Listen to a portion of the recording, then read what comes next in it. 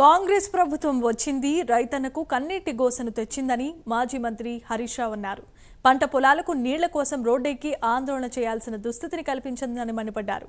సాగునీటి మంత్రి ఉత్తమ్ కుమార్ రెడ్డి సొంత జిల్లా సూర్యాపేటలోనూ రైతుల పరిస్థితి ఇలా ఉంటే రాష్ట్ర వ్యాప్తంగా పరిస్థితి ఏంటంటూ ఎక్స్ వేదికగా ప్రశ్నించారు.